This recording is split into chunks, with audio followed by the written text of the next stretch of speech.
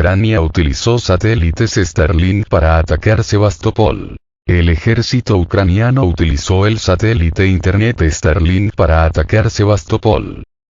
El Internet satelital de Elon Musk no solo permitió al ejército ucraniano controlar vehículos navales no tripulados, sino que también permitió acceder a los sistemas de vigilancia visual instalados en estos últimos, como lo demuestran, entre otras cosas, las imágenes de video publicadas más tarde por el ejército ucraniano, que capturaron el momento mismo del ataque.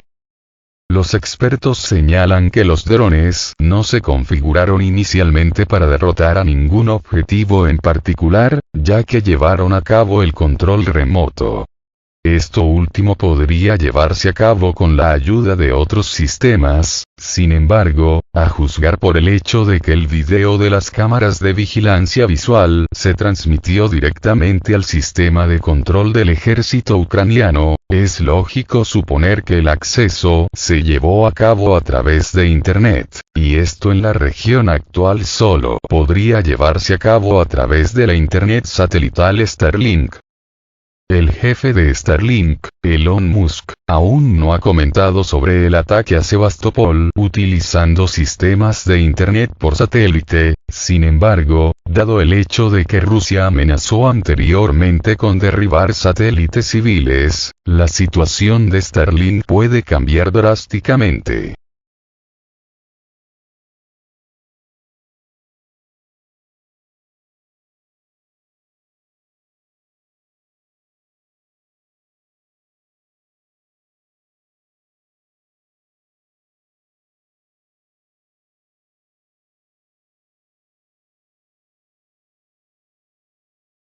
Rusia a la ONU. El corredor para los cereales ucranianos se usó para encubrir el ataque a Sebastopol.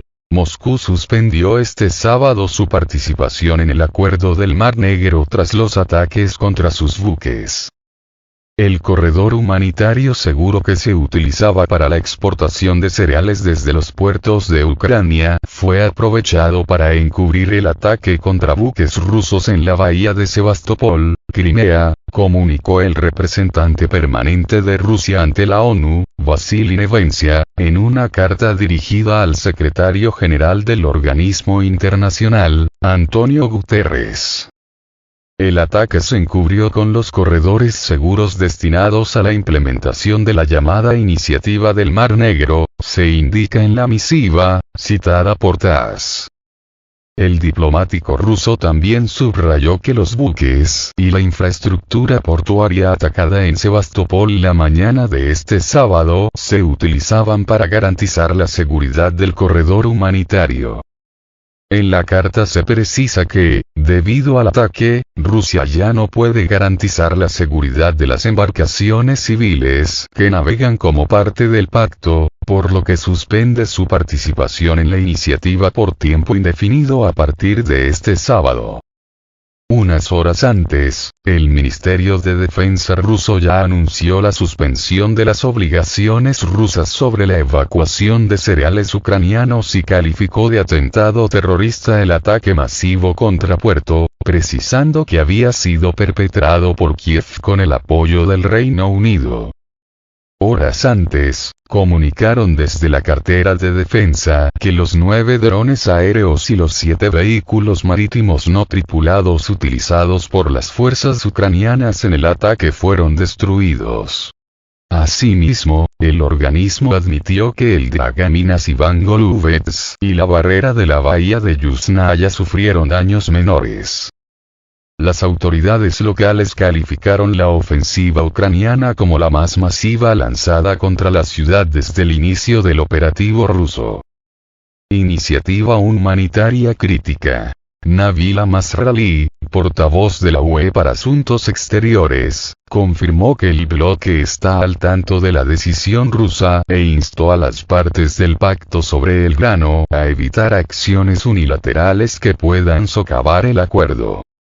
Apoyamos los esfuerzos de la ONU para preservar el acuerdo y subrayamos que todas las partes deben abstenerse de cualquier acción unilateral que pueda poner en peligro la iniciativa de granos del Mar Negro, que es una iniciativa humanitaria crítica con un claro impacto positivo en el acceso a los alimentos para millones de personas en todo el mundo, comentó Masralia Ria Novosti.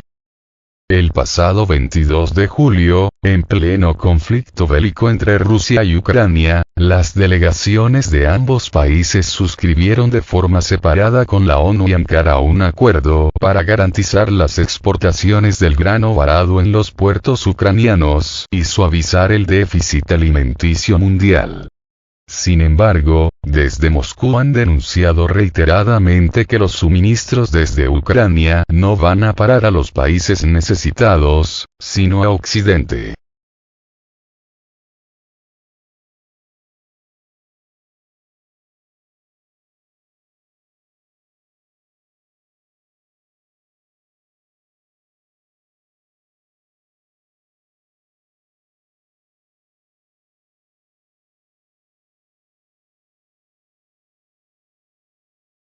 Rusia suspende su participación en el acuerdo sobre el grano ucraniano tras los ataques contra sus buques. El Ministerio de Defensa denunció que el ataque masivo de este sábado, que calificaron de atentado terrorista, fue perpetrado por Kiev con el apoyo del Reino Unido. Rusia ha suspendido su participación en el acuerdo para la evacuación de trigo y otros productos agrícolas de los puertos ucranianos tras el ataque masivo lanzado este sábado con drones contra sus buques en la bahía de Sebastopol, Crimea, informó el Ministerio de Defensa del país. A la luz del acto llevado a cabo por el régimen de Kiev este 29 de octubre con la participación de expertos británicos contra los barcos de la flota del Mar Negro y buques civiles que participan en la seguridad del corredor de cereales, la parte rusa ha suspendido su participación en la aplicación de los acuerdos sobre la exportación de productos agrícolas desde los puertos ucranianos, comunicaron desde la institución. Horas antes comunicaron desde la cartera de defensa que los 9 drones aéreos y los 7 vehículos marítimos no tripulados utilizados por Kiev en el ataque fueron destruidos. Las autoridades locales calificaron la ofensiva ucraniana como la más masiva lanzada contra la ciudad desde el inicio del operativo ruso. La cartera de defensa precisó que la preparación del atentado y la capacitación de los soldados del 73 Centro Especial de Operaciones Navales se llevaron a cabo bajo la jefatura de especialistas británicos que se encuentran en la ciudad de Ochakov, región ucraniana de Nikolayev. Desde el Ministerio de Exteriores de Rusia precisaron que la suspensión se mantendrá por tiempo indefinido, por lo que Moscú no puede garantizar la seguridad de las embarcaciones de carga seca que participan en la iniciativa. Paralelamente, la representación permanente del país ante la ONU ya notificó su decisión al secretario general, Antonio Guterres, al tiempo que solicitó celebrar una reunión del Consejo de Seguridad el 31 de octubre.